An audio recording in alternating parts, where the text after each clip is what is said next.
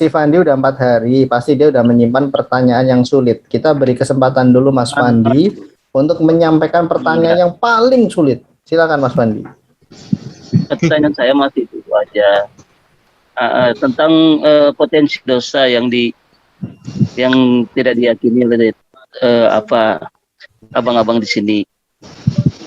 Iya, kalau dia berpotensi dosa, ngapain iblis mencobai? Itu bedanya. Kalau malaikat di dalam Alkitab tanpa ada yang mencobai malaikat lain, dia berdosa sendiri. Manusia terakhir punya akal, punya nafsu enggak? Nafsu apa nih? Pengertian disamakan dulu. Kalau akal pasti. Iya, nafsu segalanya. Kalau namanya nafsu ya segalanya, nafsu makan. Itu ada dalilnya. Keinginan itu ada, tetapi diarahkan dan semuanya untuk kebaikan. Nah, sekarang saya tanya, sifat manusia mempunyai sifat tidak taat dan sifat taat punya enggak? Saat itu manusia hanya punya sifat taat, tetapi dia mengetahui tentang tidak taat. Nah, saat itu kapan? Saat awal, saat sebelum dicobai. Oke. Pas dicobain, kenapa dia tergoda? Nah itulah. Ya, jadi iblis itu memanfaatkan pengetahuan manusia tentang tidak taat, bukan pengetahuan tentang dosa ya. Nah, berarti dia memiliki potensi tidak taat. Benar nggak? Dia ditipu. Gimana? Gini, kalau potensi dari luar betul, tapi potensi dari dalam dirinya tidak ada. Loh, kan dia ikut kemauan iblis, coba. Dia mempunyai sifat tidak taat punya atau ada? Gini ya, misalnya begini, saya tidak berpotensi untuk jatuh, tetapi saya didorong jatuh sehingga saya jatuh. Beda kan gitu loh bro. Paham ya? Iya. Jadi ketika potensi itu bisa kamu simpulkan ketika orang sudah jatuh, tetapi kalau belum jatuh, orang berhak untuk mengatakan tidak berpotensi. Itu cara berpikir yang logis bro. Iya. Tapi yang lebih logis lagi gini bro. Misalnya gini, orang sebelum jatuh, tapi dia sadar kalau dia itu memiliki potensi untuk jatuh. Makanya dia menjaga dirinya dengan segala hal. Itu kata kuncinya, sehingga di Ibrani sebentar, blokona dulu. Justru itu yang ingin ditunjukkan oleh Yesus Kristus.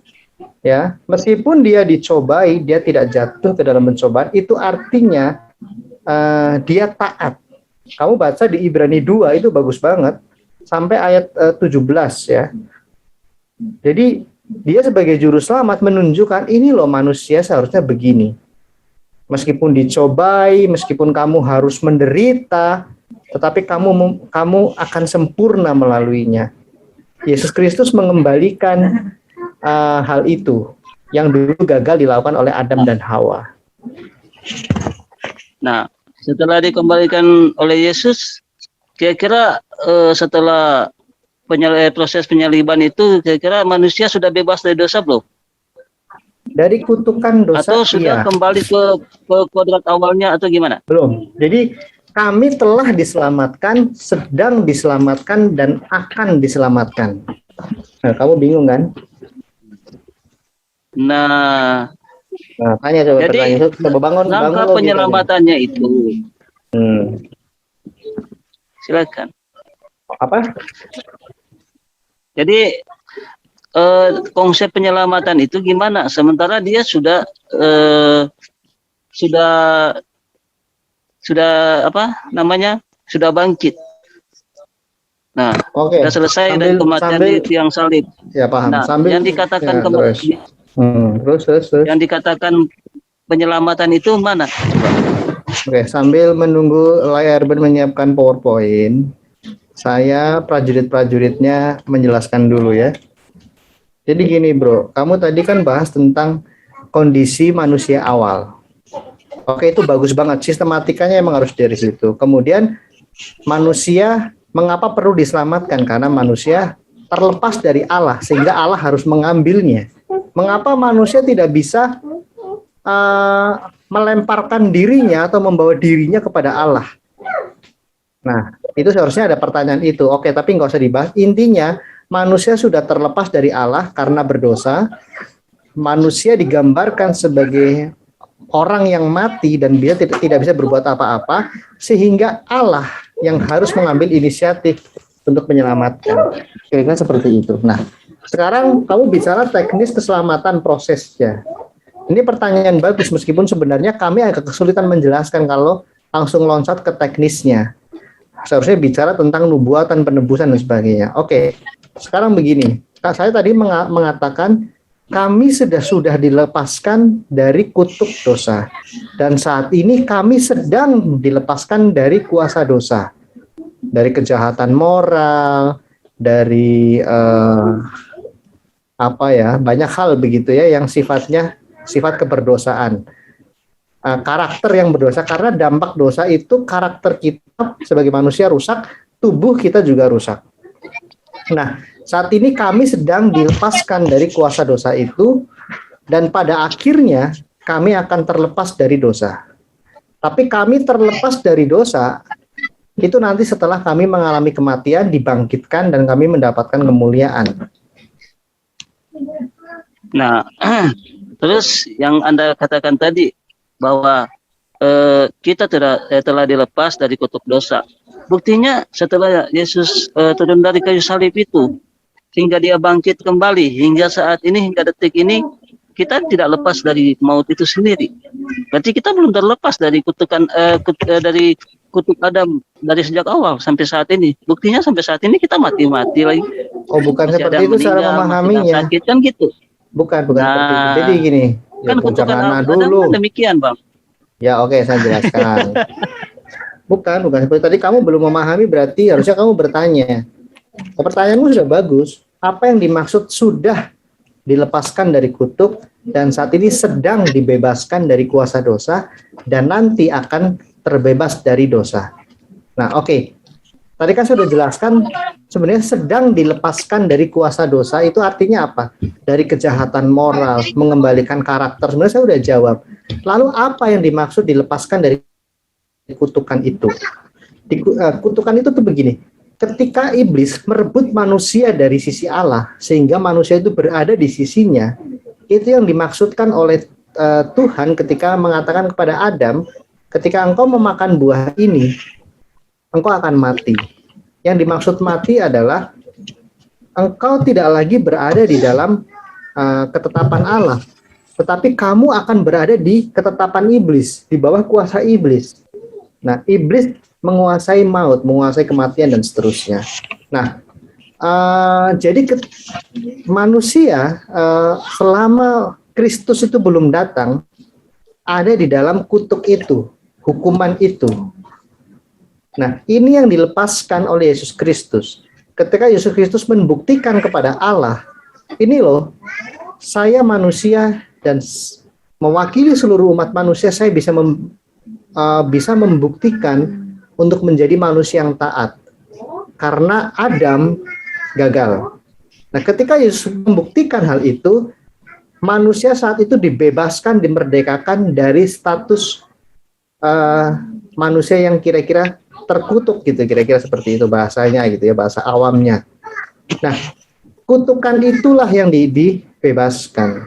Sehingga kita tidak lagi menjadi orang yang terjajah, yang terbelenggu, tetapi sudah dibebaskan dari kuasa, dari kutuk dosa, sehingga sehingga kita bisa menjadi orang yang tidak bertambah jahat setiap hari, tetapi menjadi orang yang semakin diubahkan sama seperti Kristus, sama seperti Adam mula-mula. Jadi kuasa itu sudah. Jadi kami sekarang statusnya bukan lagi iblis, di bawah kuasa maut iblis itu, bro. Sudah dimerdekakan. Jadi Musa termasuk di bawah jajahan iblis, di bawah kuasa iblis. Ya, seluruh umat manusia, bukan di bawah jajahannya. Jangan terus dijajah, disuruh kerja rodi, tidak seperti itu. Statusnya, makanya ada di ayat di dalam perjanjian lama ya, kalau tidak salah di Ayub atau di mana, yang mengatakan intinya, andai kata Kristus itu datang di zaman ini, kami tidak akan terjadi. Makanya ketika Yesus Kristus mati dan dia ke alam maut, dia membebaskan jiwa-jiwa yang terpenjara itu meskipun tidak disiksa. Di mana itu? Ya, saya harus cari ya. Di mana ayatnya? andaikan Ya, Kristus itu datang. nanti saya carikan, kita bicara prinsip-prinsipnya dulu. Jangan hobinya mana dalilnya. Kita belajar untuk membangun kerangka diskusinya, argumennya, tetapi jangan mengarang bebas. Nanti saya carikan. Jadi Musa itu masih belum terlepas dari kutuk dosa. Sebelum Yesus Kristus datang, semua manusia masih dalam status kutuk itu. Ya, Berarti Musa berdosa. Loh, kita pun saat ini berdosa. Semua orang berdosa, Mas. Semua Gini, orang. bro. Iya, sedangkan Ya. kita saat ini yang sudah terbebas dari kutuk dosa berdosa, apalagi orang yang belum terbebas, berarti Kamu mereka belum- lebih berdosa daripada kita. Kamu belum memahami. Mereka Nah, hanya kutuk bukan dosa lebih berdosa. Yang Gini, kalian bro. konsepkan ini seperti apa? Ya, itu pertanyaan saya tunggu-tunggu. Jadi kamu jangan membayangkan begini, ketika dilepaskan dari kutuk dosa itu, sehingga kita menjadi manusia terang, mukanya putih berseri-seri, giginya jadi kuning keemasan. Nggak seperti itu. Kita tetap berdosa di dunia ini, karena natur kita sudah rusak. Justru dari penyelamatan ini nanti di akhirnya nih, kalau kita sudah mampus gitu ya, kita dimuliakan, di situ kita akan diubahkan kembali ke kondisi awal. Tetapi paling tidak Iya, kita maksud kutuk dosa tapi ini apa? sabar, itu yang akan kita jelaskan. Kamu, saya lagi cari ayatnya ya. Apa sebenarnya dimaksud dengan kutuk dosa itu, kita buka ayatnya. Sehingga orang Kristen disebut dengan orang yang sudah merdeka. Nah, merdeka. Ya silakan yang lain kalau mau tambahkan.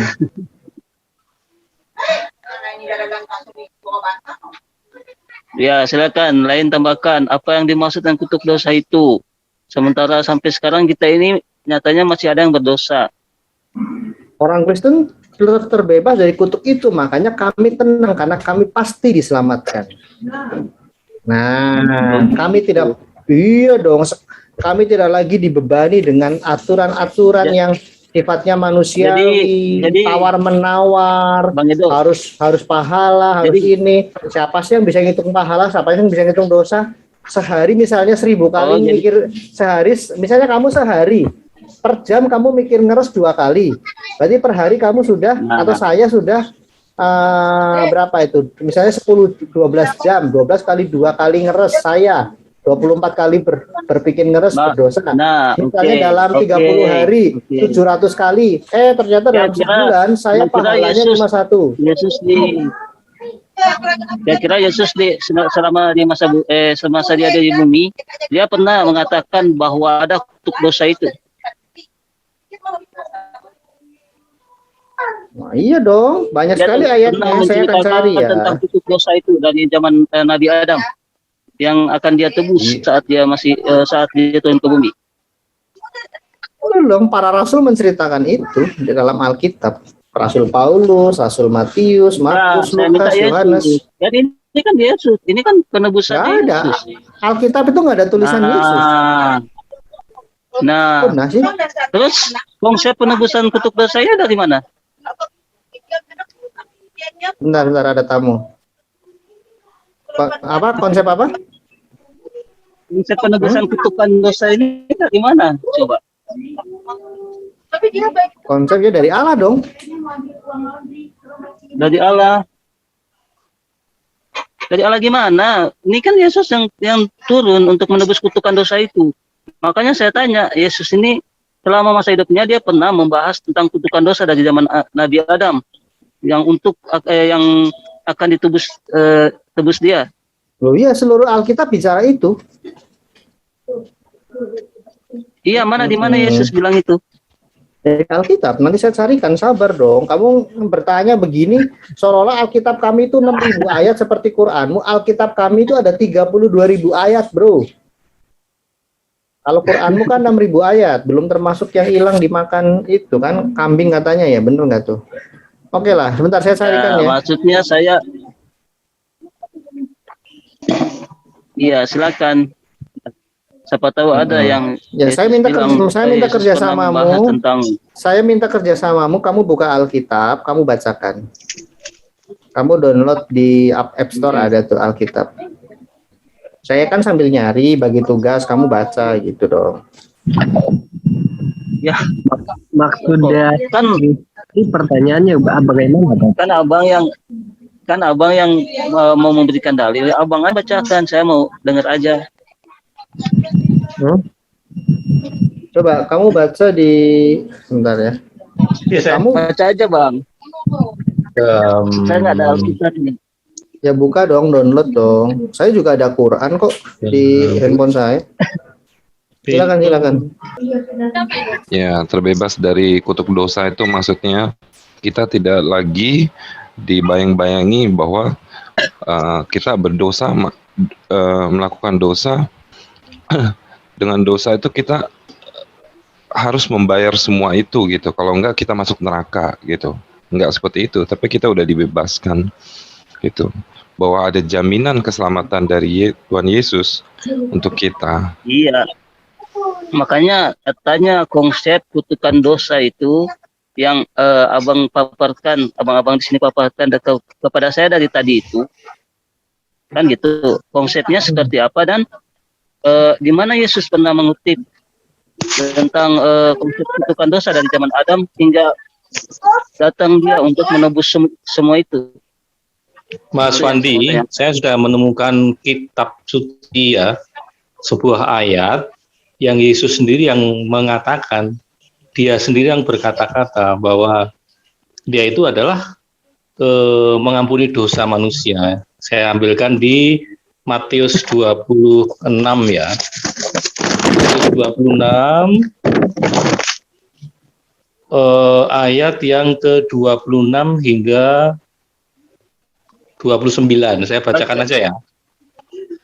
Dan ketika mereka sedang makan, Yesus mengambil roti, mengucap berkat, memecah-mecahkannya, lalu memberikannya kepada murid-muridnya dan berkata, ini Yesus yang berkata ya, ambillah, makanlah, inilah tubuhku.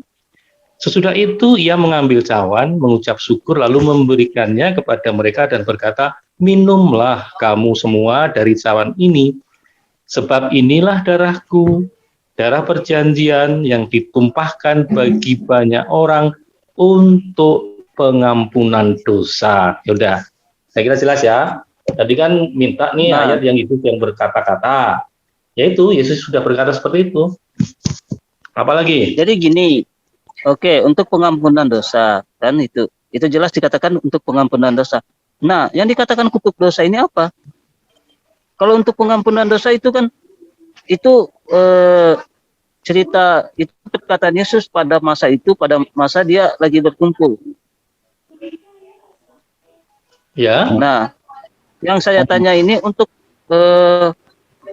apa? Kutuk dosa itu. Betul, Fadi. Biasa-biasa. Jadi pengampunan dosa itu adanya darah yang tumpah, gitu ya. Nah, darah yang tumpah itu tidak sebagaimana cerita di Perjanjian Lama, ya, dengan melalui korban sembelihan hewan, ya. Tapi itu dicarikan hewan yang tanpa cacat celah. Nah, Yesus ya, itu adalah korban untuk penebusan dosa. Loh, kenapa Yesus yang melakukannya? Karena satu-satunya manusia di dunia itu ya, hanya Yesus yang suci tanpa dosa. Begitu, Fandi. Jadi tidak melalui nabi lain sebelum Yesus maupun sesudah Yesus Iya, yang Pak. bisa melakukan penebusan dosa itu. Berarti saya tanya, berarti Yesus tidak punya dosa, Pak? Betul. Betul. Tidak punya dosa. Kalau Ya, kalau seandainya gini Pak, kalau seandainya menyakiti hati orang lain, menurut Bapak itu dosa atau tidak? Oh ya, kalau kita ya pasti dosa. Yesus itu. Nah, kalau Yesus yang melakukan seperti itu, menurut Bapak dosa enggak? Yesus itu tidak pernah menyakiti orang. Perbuatan yang menyakiti dosa itu apa dulu gitu. Oke, silakan lanjut topik yang tadi. Untuk dosa tadi barangkali perlu dijawab. Fandi ini lompat-lompat ya, jadi menjelaskan sesuatu yang ini. Iya. Saya lagi mikir dari mana jelasinnya gitu. Ayat-ayat tentang kutuk itu banyak sekali ya, di 1 Petrus 2, di Galatia 3. Saya rasa udah saya jawab juga tadi ya. bahwa kita tidak di dalam bayang-bayang kutuk dosa lagi, bahwa ketika kita melakukan dosa seberapapun kita harus membayarnya, kalau enggak kita masuk neraka, dan kita tidak dibayang-bayangin seperti itu gitu. Karena kita sudah ada jaminan keselamatan itu, tinggal kita mengikuti Kristus itu. Kecuali Fandi mau nyatet nih, saya bacain, saya juga pegang buku ya. Makna sesungguhnya dari kematian Kristus. Ya, poin pertama, kematian itu dijalankan untuk orang lain. Poin kedua, kematian Kristus memenuhi semua tuntutan. Ya. Itu tuntutan keadilan Allah, tuntutan hukum Allah. Ya. Terus kematian Kristus merupakan penebusan. Nah, itu baru tentang makna sesungguhnya dari kematian. Lalu kita bicara, makanya saya minta, benar, tuh kan kamu begitu, orang belum selesai bicara, orang belum selesai bicara, sedang membangun argumentasinya, kamu sudah potong, bro. Itu orang nyesek digituin, kesel gitu loh. Kebiasaanmu tuh jelek. Orang belum selesai bicara, kamu potong. Itu nggak boleh dalam teori, dalam komunikasi tuh kamu, pas interview kamu sudah nggak lolos. Kamu harus membiarkan orang membangun argumentasinya, kamu tangkap poinnya. Oke, silakan. Itu loh. Ya, tadi baru makna kematian. Belum nanti kita bicara tentang jangkauan kematian dari Kristus. Nah, di situ kita bicara Kristus mati hanya untuk orang-orang yang terpilih misalnya. Atau Kristus mati bagi seluruh dunia. Ya. Itu baru jangkauannya. Lalu kita bicara tentang setelah kematiannya itu apa? Kebangkitan, kenaikan, dan dia dimuliakan. Nah, jadi panjang begitu. Makanya ini saya tadi gara-gara pertanyaanmu, saya langsung seperti layar nih, saya mulai membiasakan diri bikin PowerPoint.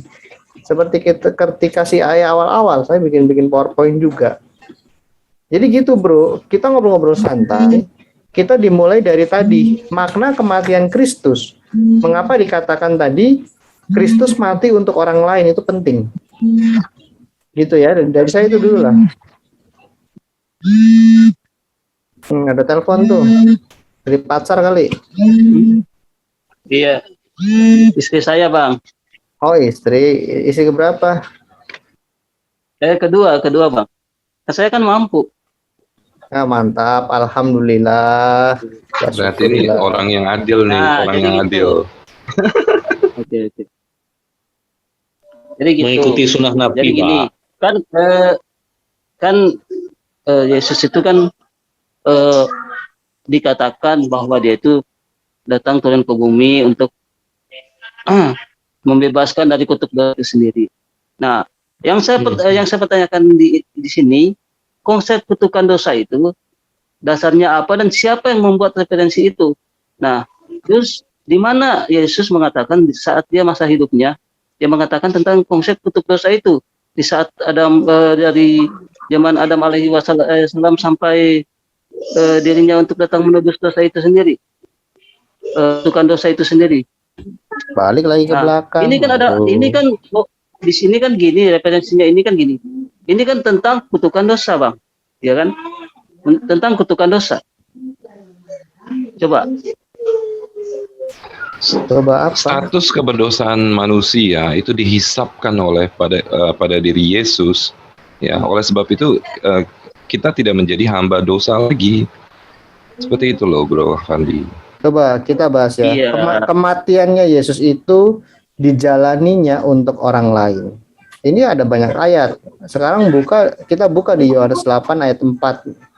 Ayat 46, Ibrani 4 ayat 15, 1 Petrus 2 ayat 22. Nah, silakan kamu baca, Pandi.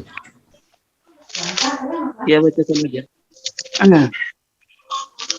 Jadi ingat ya, kematian Terus, Kristus tidak mati itu untuk orang lain. Terus gimana dengan Markus 10 ayat 40? Lari-lari jadi males saya. Bahas dong satu-satu. Ya, kan gini, Coba Bapak memberikan dalil. Saya juga memberikan dalil dong, Pak. Loh, kamu bagaimana memberikan dalil? Dalil saya aja belum dibahas. Nah, coba Bapak bacakan, ayo. Lah ya iyalah. Gimana konsep kutukan dosa di situ? Kamu bertanya, saya suruh menjelaskan, terus kemudian saya suruh buka ayatnya, saya harus buka buku. Kalau Coba kan dong Bapak kamu yang memberikan kamu kamu buka dalil. Alkitab. Kamu di situ tadi bisa nyebutin Alkitab. Kamu bilang nggak ada Alkitab. Kan Bapak yang memberikan dalil, saya akan Bapak bacakan dan Bapak terangkan di mana konsep kutukan dosa di situ. Nanti kalau Yang kamu Yesus katakan. nanti kalau kamu memberikan dalil, kamu bacakan juga gitu. Oke. Tuh. Yohanes 8 ayat 6, 46 ya. Ini kata-kata Yesus. Siapakah di antaramu yang membuktikan bahwa aku berbuat dosa? Nah, apabila aku mengatakan kebenaran, mengapakah kamu tidak percaya? Nah, itu satu gitu ya. Bentar, saya kasih dalil yang kedua. Iya. Dari 4 ayat 15. Oh, dalil, kamu minta dalil, saya kasih dalil, jangan lari tapi. Iya, tapi mana konsep kutukan dosa di situ kan nggak ada. Coba. Kalau mau bicara kutukan itu menjelaskannya harus satu-satu, Bro. Coba kamu buka di 1 Petrus 2 ayat 2 deh. Soalnya Ya, gini, kalau mengikuti caramu itu mendengar sesuatu langsung mana ininya, apa itu kutukan? Nggak bisa begitu Iya, caranya dialog. Ya, bacakan aja Pak Agung. Apa? 1 Petrus 2? Bentar Pak, bukan itu. Saya lagi bicara tadi kematian itu dijalaninya untuk orang lain kok. Tadi kan saya udah memberikan sistematika, mau nggak mengikuti sistematika saya? Gitu ya. Tapi nggak bisa, si Fandi ini bukan tipe yang bisa mengikuti sistematika diskusi. Jadi saya kalau sama Fandi gitu, saya sama Fandi mesti berpikir keras, ini mesti jelasin dari mana. Bukan gitu Bang, ini kan masalahnya kita bicara tentang konsep kutukan dosa yang Abang paparkan ke saya dari tadi. Saya bicara tentang unsur potensi dosa yang manusia miliki. Nah, saya mengatakan bahwa manusia itu terlahirkan memiliki unsur potensi untuk berbuat dosa. Nah, sekarang Abang mengatakan tentang kutukan dosa. Makanya saya bahas terus dari tadi. Kalau Abang mau ganti tema untuk unsur potensi saya nggak pernah lari. Kalau mau fokus gini, yang lari-lari kan kamu. Kita sedang membahas penciptaan Adam, ya segala macam. Gini bro, kamu tadi ingat nggak? Kamu ingat nggak waktu pertama kali bicara? Saya sudah tegur kamu. Ini sekarang kamu lari lagi ke teknis. Tadi kan saya sempat ngomong kayak gitu. Akhirnya saya menjelaskan tentang kutuk Yesus Kristus. Kita sedang dan akan. Kamu ingat nggak? Tadi awal mulanya kita bicara tentang potensi dosa. Iya, ya kan? Tentang potensi dosa. Tapi habis itu kamu lari, itu kan makanya kamu tadi saya sempat tegur, aduh kamu lari lagi ke penebusan sama ini, padahal harusnya bahas. Enggak, maksudnya gini, kita ngomongnya dari situ. Abang yang larinya ke ini konsep kutukan dosa, larinya ke Adam, makanya saya jadi kayak baru kemarin dia nih. Jadi gini deh, sekarang kita fokus di kondisi manusia awal, kutukan itu berawal dari situ, kejadian 3 dulu deh, manusia jatuh dalam dosa. Oke, manusia jatuh dalam dosa. Jadi menurut Bapak, buka Alkitab. Buka Alkitab, jangan terbiasa satu ayat, bro. Enggak, saya enggak nyebut ayat ini. Jadi saya cuma tanya, menurut Bapak, apakah potensi manusia itu terlahir dengan adanya potensi untuk berbuat dosa atau tidak? Itu kan pertanyaan saya awal. Oh ya ada. Tidak Pak, tidak. Gini. Yang dimaksud begini. Sebentar Pak, gini. Yesus Kristus itu dicobai. Artinya manusia memang bisa jatuh dalam dosa, tetapi bukan dari dirinya. Kan tadi saya udah bilang, potensi dari dirinya tidak ada. Kamu nih, Bang, kita kan ini bicaranya tentang manusia awal. Kalau artinya ke Yesus Kristus, gimana sih ini? Gini ya, yang dimaksud potensi begini ya. Aduh, tadi sudah saya kasih analogi ya. Manusia itu, kondisi saat itu, dia kudus. Ini yang diinginkan Allah sejak mulanya. Dia hidup kekal, tidak berdosa. Masa Allah, kalau ada potensi manusia berdosa dari dalam dirinya, masa Allah itu menetapkan manusia itu punya tujuan tidak berdosa. Allah macam apa yang seperti itu? Menetapkan manusia untuk tidak berdosa, tetapi dia juga menetapkan manusia untuk berdosa. Nah, kan buktinya demikian. Buktinya sekarang semua manusia Loh, Tidak ada justru yang itulah penekanannya, karena manusia tidak berdosa dari dirinya, maka Allah mengampuni, bro. Kalau manusia berdosa dari dalam dirinya, ada inisiatif sendiri, Allah tidak akan mengampuni dan manusia akan menjadi iblis, seperti malaikat yang jadi Nah, iblis. kalau memang Allah tidak mengampuni, kalau memang Allah mengampuni seluruh dosa manusia, kenapa Yudas masuk neraka? Yang bilang mengampuni siapa? Nah, Abang tadi mengatakan, makanya Allah mengampuni. Karena Konteksnya tidak ada saat unsur dosa dari itu, dalam bro. diri Sebentar, manusia. gini ya, gini. Kalau saat itu, kamu dengarkan orang dong, jangan motong-motong dong, bro. Ini kan bukan ruang debat. Kok kamu kayak nggak tahu si Ai sih? Kalau kamu bertanya, beri kesempatan orang lebih menjelaskan, karena beban untuk menjelaskan itu ada di kami. Kamu kalau seperti ini, saya mempertanyakan kamu mendidik anakmu seperti apa? Sorry ya, saya agak keras ya.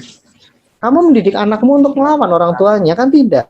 Kalau orang tua lagi bilang, anak dengerin. Gitu loh. Saya juga Ya, gerak kalau ada anak saya ya, nyerocos gitu, saya akan tampar. Jangan, nak, kamu nggak boleh gitu, dengerin penjelasan orang tuamu. Jadi saya bukan orang tuamu, tapi kamu bertanya mencari satu hal, kami terbeban untuk memberikan kebenaran. Kamu harus dengerin dong. Jangan dipotong-potong begitu. Ya. Saya nggak terbiasa debat, bro. Saya terbiasa berdialog. Bicaranya Ya, sistematis, pelan gitu ya. Oke, silakan. Jadi gini kan, jadi saya lupa. Saya mau jelasin ini, kamu distract kayak gitu, jadi saya lupa gitu. Jadi Allah memberikan pengampunan itu, betul. Tetapi hukuman juga harus dinyatakan untuk memenuhi keadilan Allah. Kalau Allah tidak mengampuni, tentu saja Adam dan Hawa mati saat itu, mati secara fisik maupun rohani, tidak tanggung-tanggung. Kalau malaikat tidak mengalami kematian fisik, ya, hukumannya kekal ya, dia dibuang dan seterusnya akan dihukum. Nah, sekarang kalau manusia itu jatuh ke dalam dosa, Allah menyadari itu bukan dari kesalahan manusia sendiri dalam dirinya.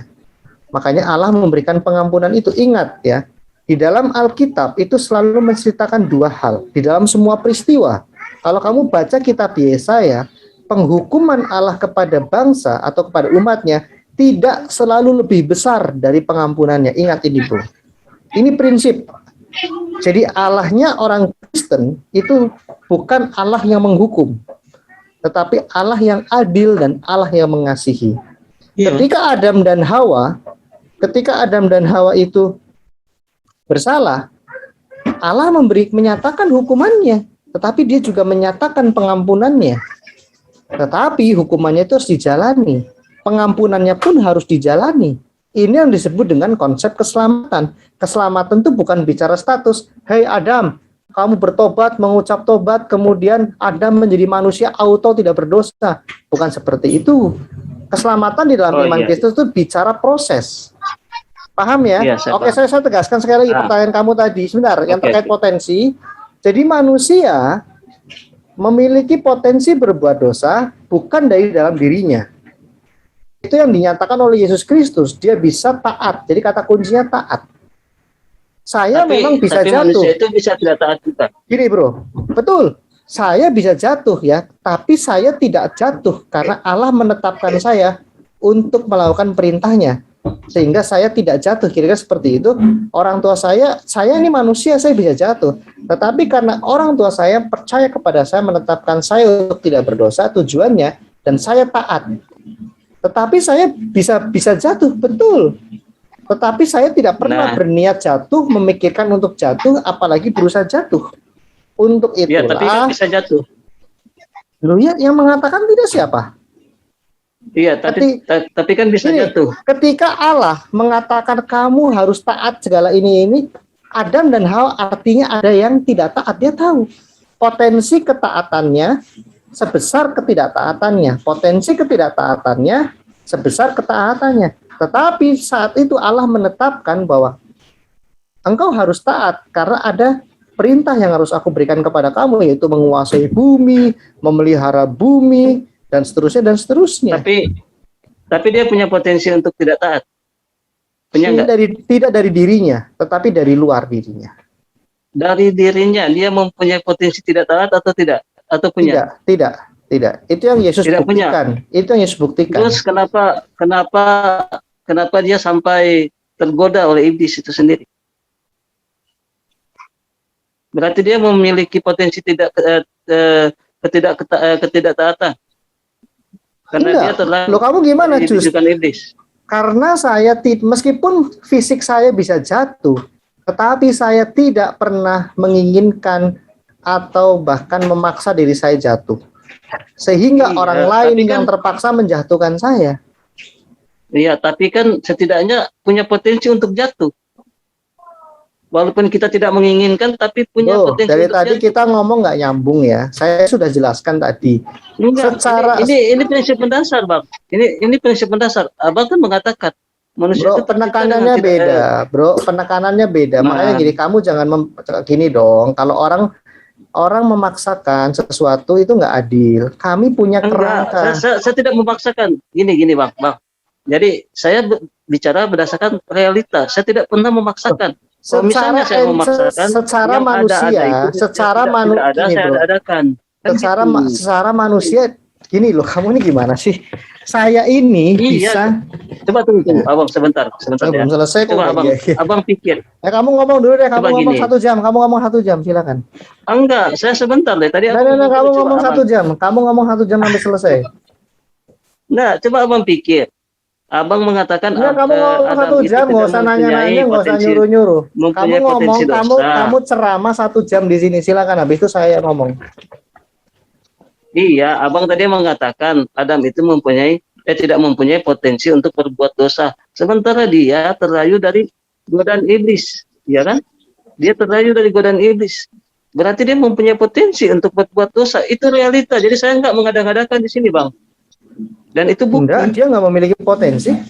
Untuk itulah dia Nah, kenapa dicobai. Saya balik. dia jatuh dalam dosa? Loh, kalau dia punya potensi, kenapa iblis repot-repot mencobai? Kurang kerjaan iblis. Nah, justru bingung kan? karena iblis tahu dia punya potensi untuk berbuat dosa, makanya iblis mencobai. Kalau iblis Nah, tahu itu dia di tempat kamu. tidak mempunyai potensi dalam Bro, dosa. Nah, itu di tempat sekarang gini. kamu.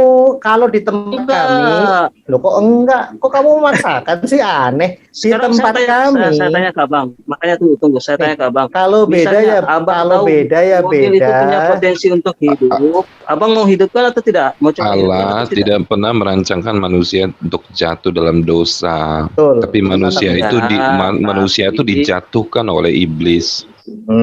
Dari itu Tuhan izinkan Nah. sebagai ujian. Iblis dapat menjatuhkan manusia karena kenapa? Manusia mempunyai potensi untuk berbuat dosa. Misalnya salah. kalau tidak, ngapain Bukan, juga iblis manusia. ngodain? Coba. Gini bro ya. Gini. Oke lah, saya mulai paham kata-katamu. Ya, manusia Harus memang dong. betul gini. Ya, dari tadi kita nggak nyambung. Masalahnya kamu nggak mau dengerin orang. Kamu terlalu memaksakan pikiranmu. Nyambung gimana? Sabar. Kamu tuh terlalu memaksakan sehingga saya harus mengalah. Saya harus turun derajat, saya harus turun kelas untuk memahami kamu. Oke, sekarang Bang, saya paham saya tidak kamu. memaksakan, Bang. Tapi saya bicara tentang realita. Tapi Abang yang tidak ingin bicara tentang realita, gitu, Bang, ceritanya, Bang. Realita sudah nyata, tertulis. Sekarang saya balik pertanyaanmu ya. Saya bisa berbuat dosa, tetapi ketika saya tidak pernah berbuat dosa, apakah saya dikatakan orang berdosa? Saya tanya. Tidak. Tapi Abang mempunyai potensi untuk berbuat dosa, tapi Abang nggak mau untuk itu. Kalau Abang tidak punya potensi untuk berbuat dosa, pasti Abang bersih dari dosa walaupun godaan apapun itu. Seperti layaknya mobil. Kalau mobil kita tahu dia tidak mempunyai potensi untuk hidup, ngapain kita hidupin? Kita sudah tahu punya potensi untuk tidak punya potensi untuk hidup, tapi karena kita tahu mobil itu punya potensi untuk berjalan untuk hidup, makanya kita coba hidupin walaupun dia bandel kan gitu. Loh, itu yang kita Itu logikanya, tekan. Loh, bro. Yang logikamu, kalau saya turun derajat, turun kelas lah ya, nggak bilang turun derajat. Oke, turun kelas, betul, logikamu itu betul, bro. Yang jadi permasalahan adalah mengapa iblis harus mencobai Adam dan Hawa? Kalau dia mampu Karena berbuat dosa. Sebentar dulu, saya bukan nanya ke kamu. Ini pertanyaan yang tidak perlu dijawab. Jadi kamu jangan jawab, lucu. Kamu bertanya, saya jawab. Saya nggak hobi bertanya ke kamu, gitu loh. Oke. Mengapa Adam dan Hawa itu? Ini pertanyaan untuk menjelaskan, pertanyaan yang tidak perlu dijawab, bro, jangan dijawab ya. Jadi jangan dijawab, kamu diam dulu 5 menit, gitu kan? Jadi saya mulai paham cara berpikirmu. Yang dimaksud berbuat dosa itu, potensi itu karena Adam dan Hawa memiliki kemampuan untuk berbuat dosa. Loh iya, dia memiliki kemampuan untuk taat, tetapi dia tidak memiliki sifat itu. Kamu paham tidak? Saya memiliki kemampuan untuk marah. Saya memiliki kemampuan untuk lembut, sabar. Tetapi saya tidak bisa sabar karena saya tidak memiliki sifat sabar. Tetapi secara manusia, saya memiliki kemampuan untuk sabar, tapi saya tidak memiliki sifat itu. Lalu bagaimana mungkin saya memaksakan diri saya untuk sabar? Kecuali saya mengerti, saya harus sabar. Adam dan Hawa tidak memiliki sifat dosa. Memang betul dia mampu untuk tidak taat. Untuk itulah Allah mengizinkan cobaan dari iblis untuk mengujinya. Karena Allah tahu secara manusia, secara pikiran Adam bisa tidak taat. Tetapi Adam tidak punya sifat itu. Makanya dikatakan dalam ajaran kami, manusia menciptakan Adam dan Hawa itu dengan sifat yang kudus. Ini yang ingin dikembalikan oleh Yesus Kristus. Sama seperti jadi, ibaratnya gini, Bro Fandi. Sama ibaratnya manusia itu membuat mobil ya. Mobil itu diciptakan ya, tidak dirancangkan untuk berpotensi dia untuk kecelakaan gitu. Tapi ada faktor lain, yaitu kelalaian manusia itu yang membuat mobil itu kecelakaan. Nggak mungkin mobil itu membuat celaka dirinya sendiri. Nah, itulah yang akhirnya kami menyebut, sebentar, 1 menit lagi. Itulah pada akhirnya akibat pelanggaran Adam dan Hawa itu kuasa ilahi atau sifat ilahi itu menjadi rusak. Betul, menjadi rusak, bro. Silakan kamu tanggapi lah. Saya sampai situ dulu ya. Tapi jangan lari dari sini ya, nanti repot benerin. Saya nggak lari. Makanya saya senang sekali dengan tema ini. Nah, gini. Jadi gini, misalnya Adam itu tidak memiliki potensi untuk berbuat dosa, ya kan? Tidak memiliki potensi untuk berbuat dosa. Layaknya mobil. Tadi abang katakan, kalau mobil. Sifat. Saya tadi mengatakan sifat. Aduh, kamu coba ulangi penjelasan saya deh. Coba penjelasan saya apa tadi? Iya. Oke. Jadi memang, kalau soal sifat untuk berbuat dosa itu, manusia semua pun sebenarnya tidak ingin. Karena godaan. Makanya ini saya bilang, sifat dengan kemampuan beda. Kalau sifat itu kecenderungan. Nah, kalau kemampuan itu, yaitu potensi itu, yaitu kemampuan yang unsur kemampuan yang mampu untuk manusia itu berbuat dosa, kan gitu. Tapi manusia tergantung sifatnya. Itu yang saya tadi tekankan, perbedaannya di dalam Islam manusia punya sifat dosa. Sabar sedikit. Makanya saya katakan manusia itu terlahir memiliki potensi untuk berbuat dosa, tapi tergantung sifatnya. Kan gitu.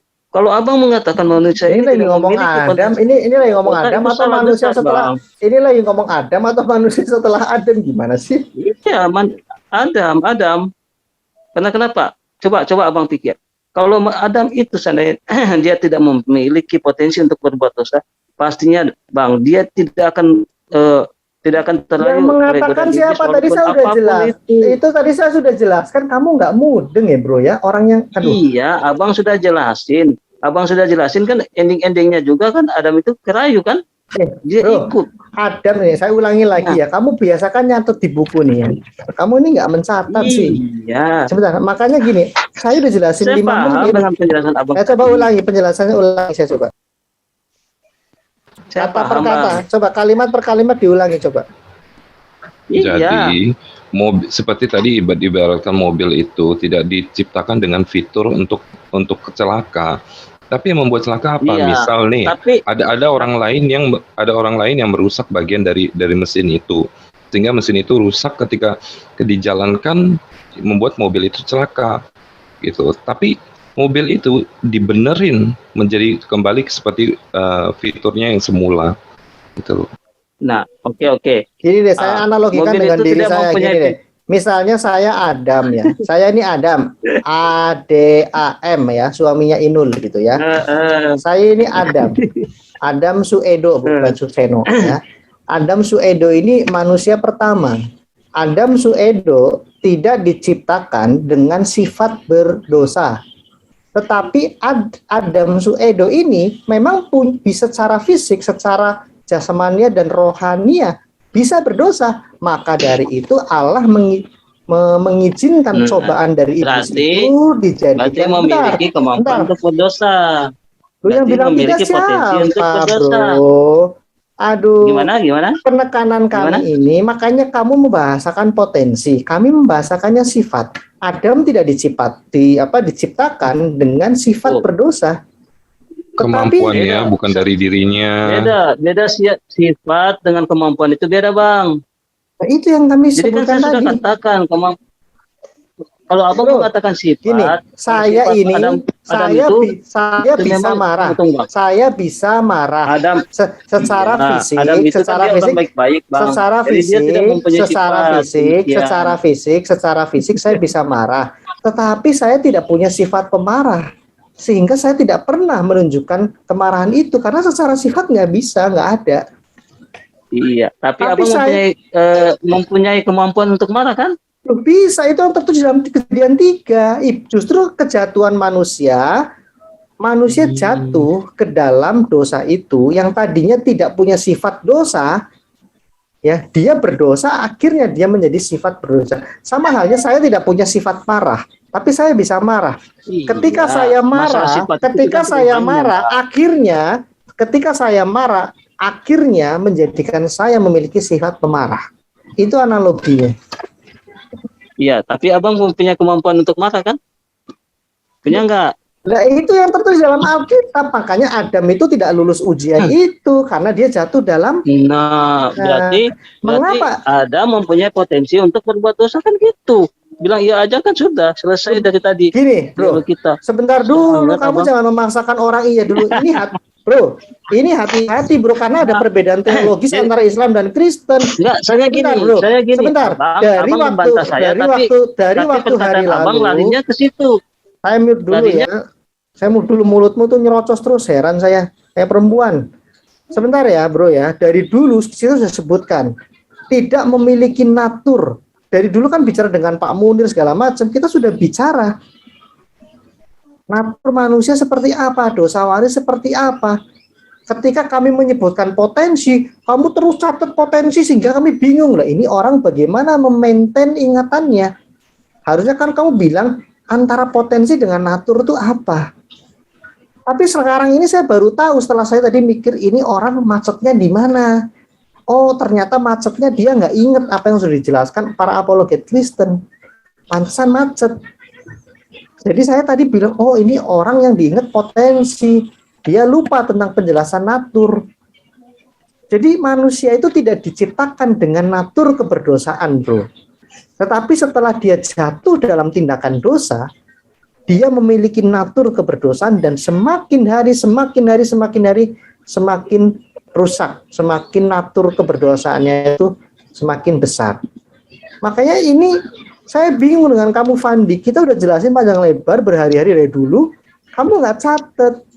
Sehingga ketika kami menjelaskan istilah baru terkait potensi, kamu terfokus di situ terus. Makanya saya bingung kok begini gitu loh. Iya, makanya saya bilang natur dengan potensi itu kan beda. Coba, kalau natur itu satu ketetapan yang lebih daripada ketetapan, di sisi lain daripada dirinya. Yang namanya natur itu ya sifat. Aduh, ngarang lagi kamu. Kamu dari tadi join ke sini nggak bicara kata natur ya. Kamu dari tadi terus barusan bilang, Bang, dari tadi kan aku bilang natur ini. Ini kapan kamu bilangnya, bro? Iya, abang. Kita kan dari awal ngomongnya. Coba, kenapa abang dari tadi abang seperti nggak fokus? Kita kan dari awalnya ngomong tentang manusia itu memiliki kemampuan untuk melakukan dosa. Terus Jadi saya bilang kan manusia itu diciptakan mempunyai kemampuan untuk melakukan dosa dan melakukan kebaikan. Tapi abang bilang enggak. Manusia itu diciptakan tidak untuk memiliki kemampuan untuk berbuat dosa, melainkan hanya untuk taat saja. Seharusnya kalau kamu mau membahas potensi itu yang tuntas dong, bro. Kamu hubungkan dengan penjelasan kami. Yang kemampuan itu digerakkan oleh iblis, bro. Kamu tolong gini ya, bro.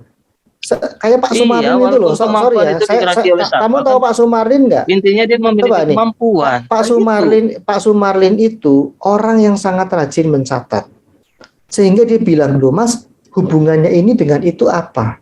Waktu itu Mas Edo jelasin ini. Nah, saya juga tadi bingung.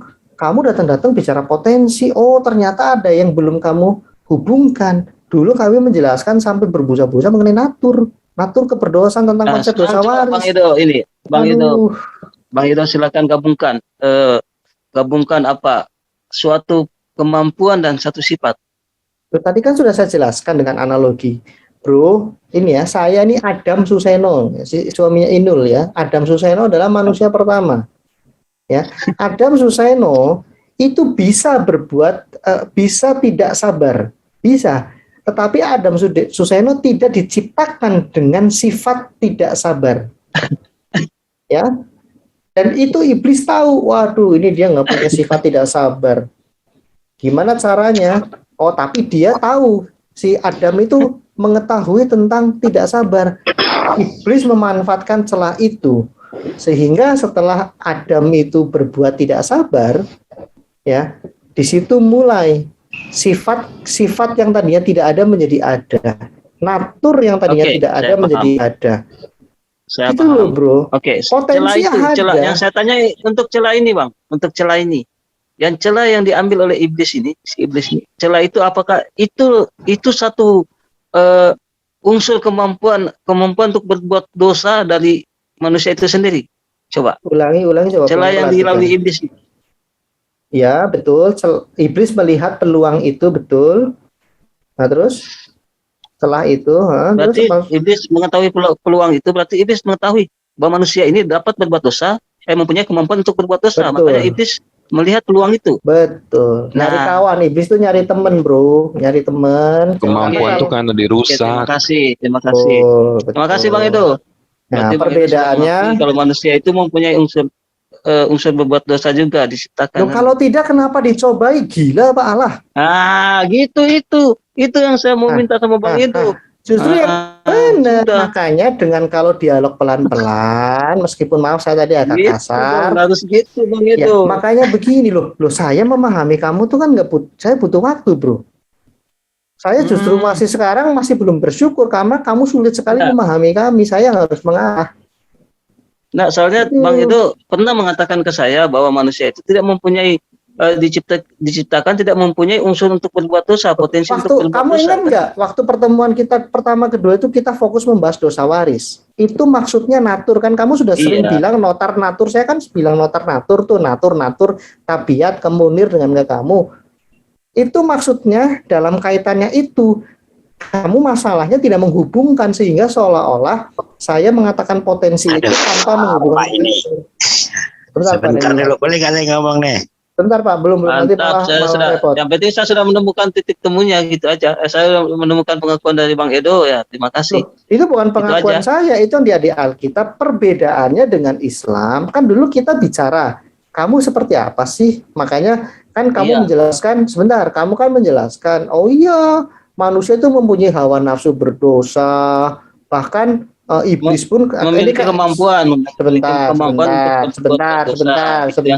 Saya ingat perkataanmu, bahkan iblis pun katanya setan atau iblis itu pun protes.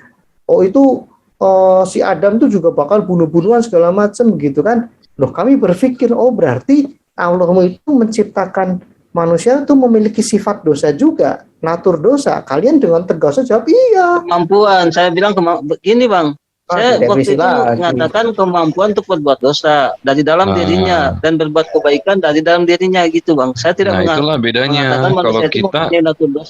kalau kita tidak ada. Jadi manusia itu diciptakan sangat sempurna ya. Kita ibaratkan seperti mobil ya tadi saya bilang ya. Mengakui ya Bang.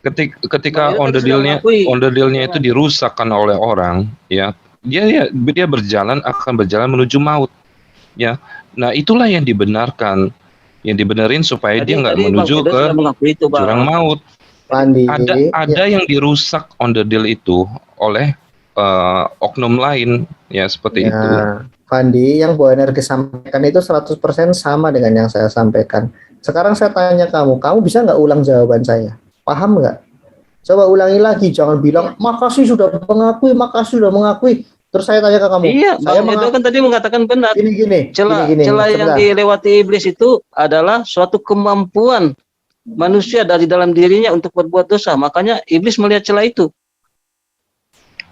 Kemampuan untuk jatuh itu oleh karena iblis yang merusaknya.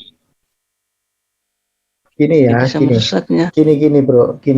Bentar, ini kok nggak habis-habis, nggak selesai. Sabar Pak Dani, sama Mas Pandi kan saya baru 30 menit. Jadi gini Bang, kalau iblis, kalau manusia tidak memiliki kemampuan untuk berbuat dosa, kalau iblis tidak akan melihat celah itu, celah tersebut, Bang, kan gitu. Bro. Iblis mendapatkan celah dari mana? Dari kemampuan manusia memiliki kemampuan dalam dirinya untuk berbuat dosa, kan gitu. Bro, ya manusia itu tidak memiliki sifat gini ya. Saya ulangi lagi. Ini saya udah keempat kali. Kepercayaan Islam. Gitu. Saya udah jangan usah disama-samakan. Saya udah 4 kali mengulangi ya. Oh enggak, saya nggak sama-samakan. Oke, sekarang diam ya. Saya udah mengulangi 4 kali dan kamu salah. Entah kenapa kamu itu, maaf ya, saya berharap kamu punya intelektualitas yang cukup memahami yang sederhana ini. Iya, coba tunjukin yang benarnya yang gimana. Ya oke, kamu catat ya. Gini, sekarang kamu siapkan pulpen, kamu catat. Ketika saya nanti meminta tolong diulangi, kamu ulangi melihat catatan itu. Ingat ya. Saya catat saya paham, Bang. Loh, katanya kamu nggak paham. Iya. Coba ulangi jawaban saya tadi. Maksudnya, saya bukan nggak paham, tapi abang kata-kata abang endingnya lari juga ke situ, lari juga ke pernyataan saya. Jangan. Tapi abang seakan-akan membantahnya, tapi abang larinya ke sana. Enggak. Kita nggak usah bahas pernyataan. Ulangi jawaban saya. Kamu jangan menyimpulkan, jangan mengarahkan dong. Ulangi jawaban saya. Saya minta itu dulu. Silakan abang. Kalau jawaban saya sampai D, yang mana yang benar. Loh, kamu bisa nggak mengulangi jawaban saya? Saya tanya. Bisa nggak? Iya, tapi saya paham apa maksud abang. Ya, ulangi saja. Saya nggak butuh kamu paham. Ulangi jawaban saya. Bisa nggak? Silakan abang tunjukkan yang mana yang benar. Ya elah bro, kalau nggak bisa ngulangin, bilang nggak bisa ngulangin. Saya Bro, ulangi lagi. Bukan masalah ngulangi atau tidak, tapi masalahnya untuk jabaran Bang Edo yang benar, coba abang tunjukin gimana yang benar tanpa unsur manusia mempunyai unsur berbuat dosa dari dirinya sendiri. Gimana caranya sampai iblis mendapatkan celah itu, coba. Ini kayaknya udah diulang-ulang berkali-kali deh. Yang lain kayaknya udah iya, tapi endingnya kan ke situ juga, coba. Enggak, gini, kamu Bung Pandi, mungkin begini, Bung Pandi. Enggak, gini aja. Saya tanya. Gini. Adam itu tercipta memiliki sifat tidak taat atau tidak? Taat, sifat nah, kudus. Ini menarik. Pertanyaannya menarik sekali. Dia tidak memiliki sifat tidak taat. Iya, sifat taat ya. Dia tidak memiliki sifat tidak taat. Iya, dia tidak punya memiliki sifat ketidaktaatan.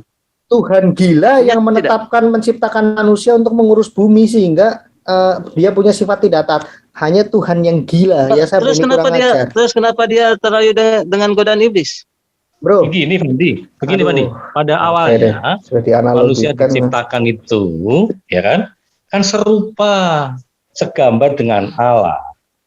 Kamu tahu kan, Allah, kalau kamu bilangnya Allah, itu maha suci, maha kudus, gitu ya. Jadi manusia pertama kali Adam sebelum jatuh dalam dosa itu diciptakan kudus, ya. Jadi Allah tidak menciptakan manusia sama. Itu Adam dosa. Dengan Allah sama. Menciptakannya dan semuanya dikatakan baik.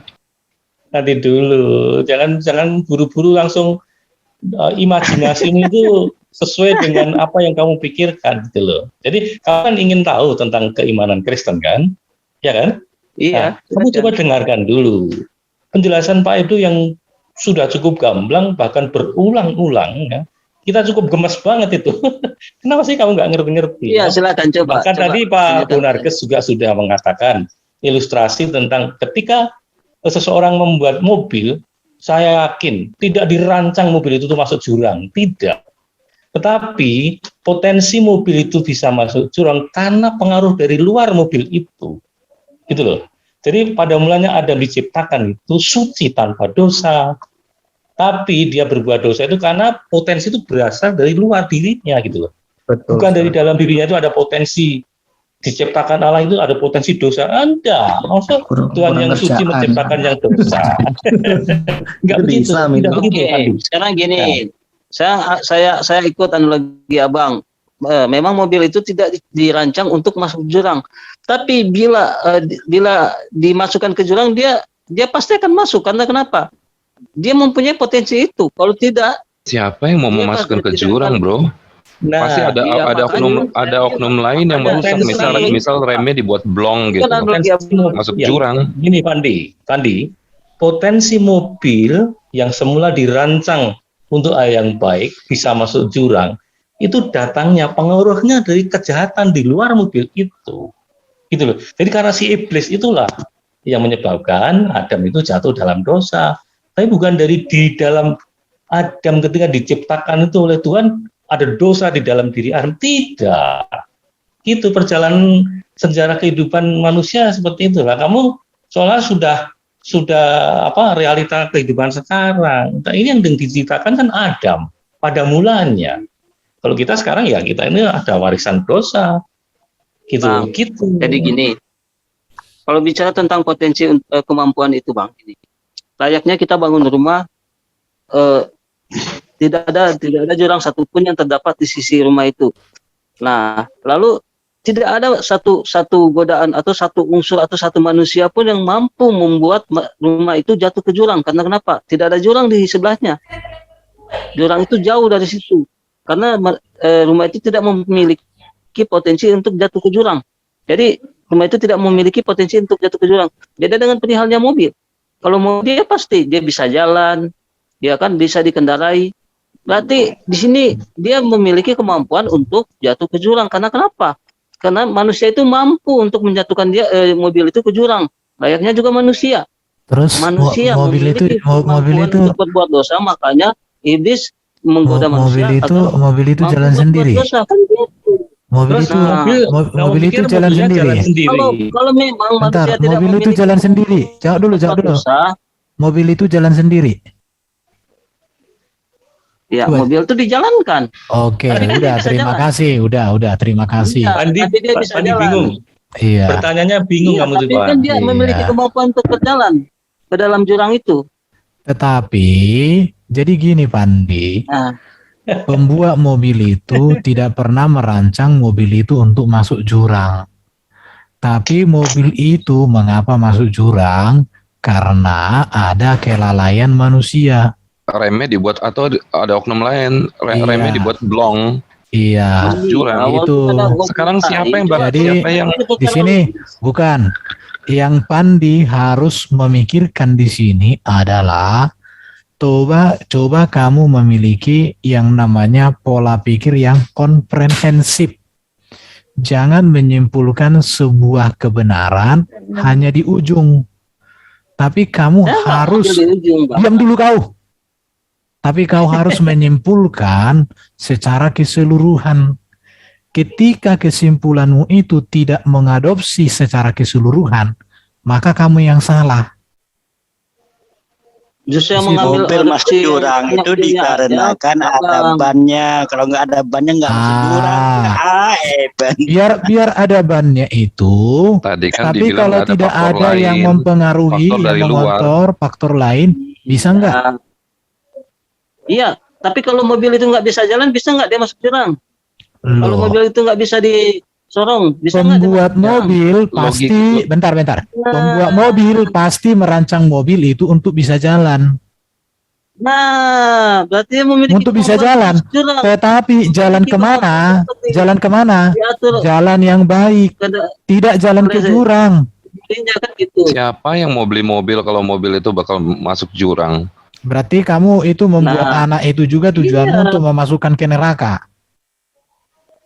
Jadi gini, Jadi Mobil apa? Kamu itu gini, Kalau dia tidak kegagalanmu itu untuk bro, berjalan, kegagalanmu itu tidak kamu memiliki selalu kemampuan untuk menangkap bertindakan. menangkap sebuah kebenaran itu hanya di ujung.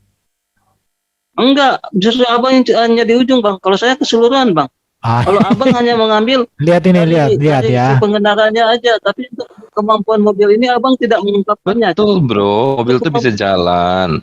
Tapi ada faktor dari Nah, luar. gitu. Tadi seperti yang saya bilang, ada yang buat remnya blong atau ada yang tebarin Ini, paku dari luar. Makanya Oke, untuk kita kemampuannya mulai bentar. itu dimanfaatkan oleh faktor dari luar kan gitu. Oke, kita lihat ya.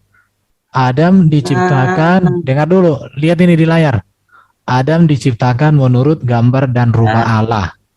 Pertanyaan saya, kalau Adam diciptakan menurut gambar dan rupa Allah, pertanyaannya, apakah Allah itu memiliki sifat berdosa? Kau jawab dulu. Nah, sekarang justru saya yang bertanya, apakah benar-benar Adam sama dengan Allah? Kalau Adam sama dengan Allah, apakah Allah itu pantas dikatakan sempurna karena sama dengan makhluknya? Manusia, dengarkan ya, manusia diciptakan seperti Justru saya yang Allah. bertanya di sini, Bang. Dengar dulu, Iya, mengerti justru nggak? saya yang bertanya di sini. Kamu ditanya malah bertanya, kan bodoh namanya. Nah, Ini dulu, ini datanya, ini datanya. Madi. bukan abang yang nanya. Dengar dulu, ini dulu datanya, data ini dulu bahas. Gak usah dulu kau ini. Adam diciptakan menurut gambar dan rupa Allah. Itu Alkitab itu. Iya, oke. Sekarang pertanyaannya, apakah Allah memiliki sifat berdosa? Jawab dulu. Jawab Fandi. dulu. Biar nyambung. Jawab. Yang Alkitab lah, yang berbeda kitab.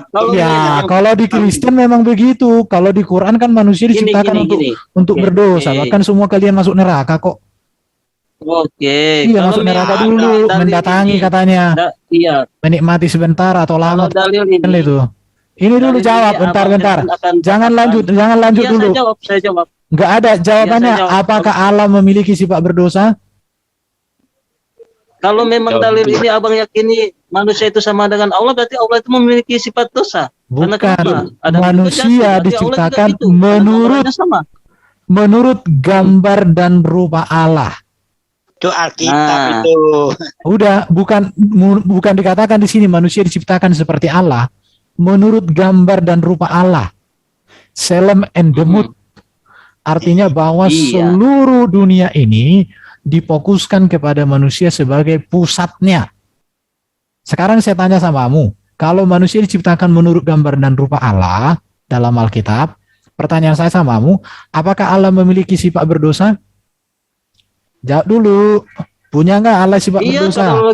Kalau logika Abang Adam itu sama dengan Allah di gambar. Nggak ada di sini dikatakan sama dengan Adam. Sekarang gini, ini nih menurut gambar dan rupa Allah. Ya, segambar dan rupa. Bukan segambar di sini. Berarti di sini ada segambar. Kau lihat nggak? Manusia diciptakan menurut gambar dan rupa Allah, bukan segambar. Iya, menurut gambar dan rupa Allah. Menurut. Kalau abang mengatakan itu, berarti kalau abang menganalogikan itu sama, berarti Allah tidak dapat Allah tidak memiliki sifat dosa dan Adam juga harusnya gitu. Kalau abang mengatakan gitu, seharusnya kamu itu otaknya di kepala atau di pantat sih kamu itu? Iya, seharusnya. Kan aku heran lihat kau. Dengar dulu ini, kau ngerti nggak? Adam diciptakan menurut gambar dan rupa Allah. Sekarang pertanyaan saya, apakah Allah memiliki sifat berdosa? Kau jawab dulu. Iya, kalau menurut saya tidak. Kalau menurut Oke, udah itu aja, udah nggak usah. Jadi kalau Allah tidak memiliki sifat berdosa, pertanyaan berikut. Jadi kesimpulannya tidak ada sifat dosa dalam diri Adam. Selesai. Oke. Kalau abang menganalogikan gitu, berarti Allah juga. Ya inilah ajaran Alkitab. Makanya saya bilang Allahmu bukan Allah kami. Adamnya kamu bukan Adamnya kami. Kau jangan tertawa. Biasanya orang tertawa itu sama saya berarti udah malu dia. Ini ya. Jadi di kitab abang. Lihat ini, inilah Alkitab hebatnya. Adam itu dalam dosa tidak? Sekarang saya tanya. Dengar dulu. Kamu itu jangan. Ini dulu. Dirunut. Kau dari awal. Ini. Apakah Allah memiliki sifat berdosa? Kamu sudah jawab. Oke, kukeluarkan kau dari room. Enggak komprehensif kulit kau. Kalau Adam jatuh dalam dosa, udah. Allah memiliki sifat dosa. Kalau analogi kita gitu. Udah. Jadi, Pandi, saya mau nanya nih. Oke, kita mencoba untuk mengikuti alur pikiran Fandi ya. Menurut Bukan. Fandi, Saya enggak, Bukan dia nih orang nggak bisa dijelaskan. Saya, tapi saya Sebentar. Saya Jadi gini, inilah aja. katakan kutipan Kamu dalam mau dengar atau tidak? Mulut kamu mulut pantat ayam. Kamu mau dengar atau tidak? Jelaskan. Inilah di Alkitab. Bang Irfan jangan marah dong. Bukan, memang mulutmu mulut pantat ayam kok. sampai Dengarkan ya, mulut pantat ayam, dengarkan. Iya. Dengarkan ya. Ini di dalam Alkitab, dengarkan ya.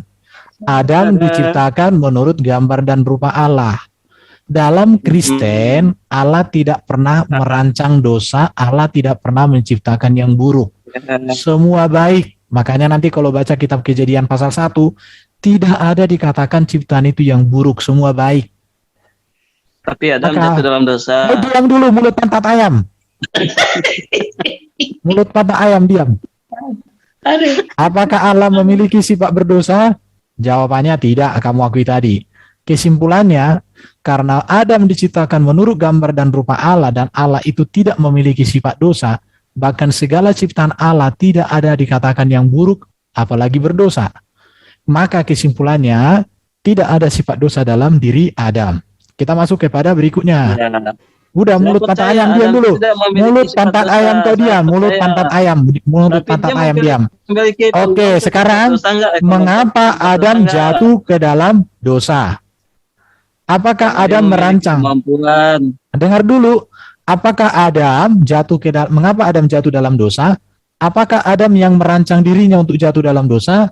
Tidak. Tetapi Adam jatuh ke dalam dosa karena digoda oleh iblis. Pertanyaan berikutnya, mengapa Adam dapat tergoda? Kehendak bebas dipengaruhi, digoda. Ini jangan dilupakan ya. Dipengaruhi, digoda, dikendalikan Kenapa oleh iblis. Adam memiliki kehendak bebas? Loh, Kenapa Adam memiliki kehendak bebas? Coba. ya kehendak Apa bebas sampai- ini, apa penyebab inilah sampai Adam yang memiliki kehendak diberikan oleh Tuhan kepada Adam dan Hawa. Tetapi kehendak bebas Berarti dia memiliki ini, kemampuan untuk berbuat dosa hingga Allah Loh, memberikan dia kehendak bebas. bukan untuk begitu. dibaikan. Dengarkan ya. Jadi kehendak Gimana? bebas ini dipengaruhi, Ah. digoda oleh iblis sehingga tidak tunduk sepenuhnya kepada Allah. Jadi, mengapa Adam dan Hawa itu dapat tergoda? Ya karena digoda dan kehendak bebasnya Berarti dia ada. memiliki sifat tidak ketaatan. Cara memahaminya harus secara menyeluruh. Artinya begini, Adam tidak dirancang oleh Tuhan untuk jatuh dalam dosa, tetapi memang Adam diberikan kehendak bebas. Tetapi kehendak bebas itu tidak dirancang supaya manusia jatuh dalam dosa. Tetapi kehendak bebas itu dirancang supaya manusia sepenuhnya bergantung kepada Allah. Kalau seandainya, ini pakai seandainya ini nggak enak, ketika Adam digoda sama iblis dan Adam datang kepada Tuhan, datang kepada Allah, maka pasti mereka tidak jatuh. Tetapi mereka kan membiarkan diri mereka dipengaruhi. Bahkan mereka dikatakan komunikasi dibangun. Seharusnya kita harus seperti Yesus. Ketika Yesus digoda oleh iblis, apa yang dilakukan Yesus? Dilawan dengan firman. Kalau Adam itu kan tukar pikiran dengan iblis. Jadi kalau kamu melihat kronologi Adam dan Hawa jatuh dalam dosa, ini berbicara tentang digoda di sini, ini ada komunikasi loh mereka. Kamu tidak akan mati, enggak gini-gini, komunikasi mereka. Tetapi kalau kita melihat Yesus, ketika iblis mengutip firman, apa yang dikatakan oleh Yesus? Dijawab dengan jawaban yang telak. Itu makanya Adam jatuh ke dalam dosa, beda dengan Yesus. Maka Yesus disebut Adam yang terakhir. Jadi kalau kamu berbicara mengapa Adam jatuh dalam dosa, bukan masalah bahwa memang dia dirancang untuk berdosa, bukan.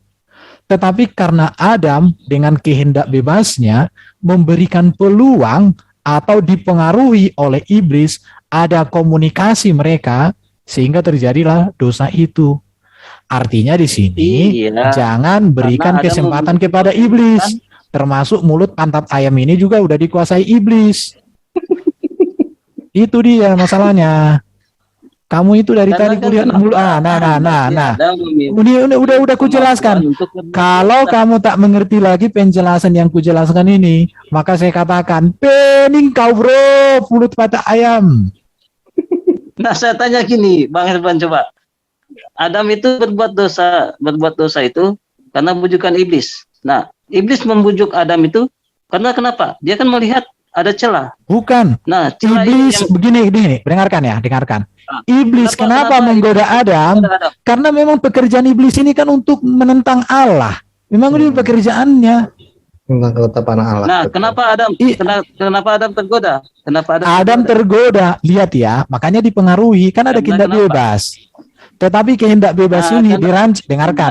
Saya sudah jelaskan tadi, mulut mata ayam, kau dengarkan.